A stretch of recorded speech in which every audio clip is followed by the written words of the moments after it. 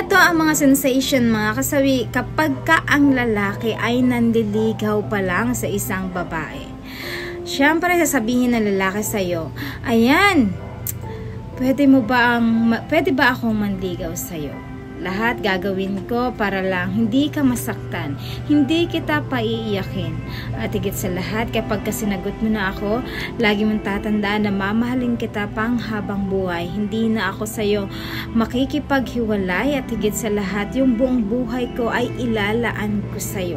Lahat ng mga matatamis na salita ng isang lalaki ay mabibigay sa isang babae dahil syempre, nagsisimula pa lang ito.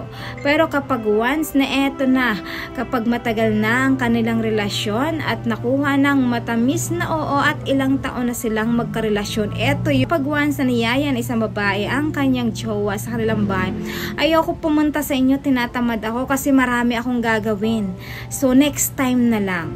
O di, yaya naman ng babae, gusto ko mamasyal, ayan, samahan mo naman ako, baka kasi ganito ganyan, namimiss kita na magkasama tayong dalawa, sasabihin naman ng lalaki na naman, nako, next time na lang talaga, promise. Kasi may gagawin ako ngayon sa office, mag-OT ako, ang dami kong gagawin, yung mga trabaho ko hindi ko pa natatapos. At saka may mga basketball din kasi kami ng barkada, kaya hindi ako makakasama. Kaya pagpasensya ka na, next time na lang talaga ha. Ganon na ganon ang mga senaryo ng mga kalalakihan kapag kamatagal na ang relasyon magjowa. Alam nyo ba kung bakit mga kasawi?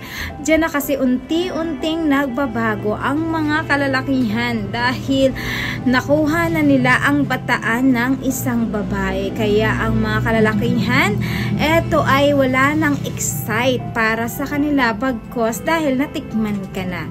So, yung excitement niya nung una ay hindi na ganun ka-excitement pagdating doon sa matagal na relasyon. Kaya kung mapapansin nyo, di ba mga kasawi, kapag matagal na yung relasyon ninyo, kung mapapansin nyo, alam nyo ba, parang hindi na kayo magkakilala kasi hindi na kayo madalas na nagkikita. Yung text call na lang, bibihira na ito.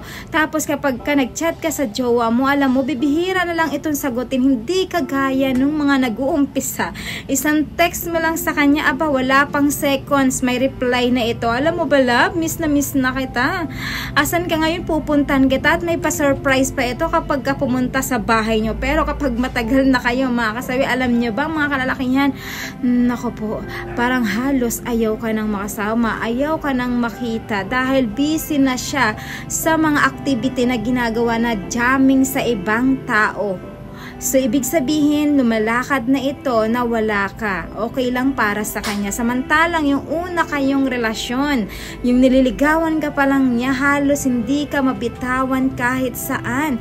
Yung mga kamay ninyo, magkahawak kamay, halos hindi ka mapakagat sa lamok. Pero kapag kayong dalawa na, aba, nauna na yung lalaki, ikaw ay nasa likod. Samantalang yung manliligaw, aba, dati hawak-hawak yung kamay mo, halos ayaw niyang bitawan hanggang makarating sa bahay ninyo, mga kasawi. Pero kapag eto ay matagal na, nganga na, mga kasawi. So, ibig sabihin, lahat talaga ng relasyon ay nagbabago. Bibihira na lang sa relasyon ngayon yung nami-maintain yung mainit na pagmamahal nila sa isa't isa. Kaya sa mga taong nakakaranas ng ganito, lagi niyong tatandaan, lahat ng bagay ay nagbabago. Lagi niyong tatandaan. Yun lang mga kasawi, maraming salamat sa patuloy na pagsuporta niya sa akin, sa walang sawang pag-share at pagko-comment. Sa mga hindi pa po nakapag-subscribe, pwede na kayo mag-subscribe, pwede na rin kayo mag-follow para updated kayo sa topic ko araw-araw. Magandang gabi mga kasawi.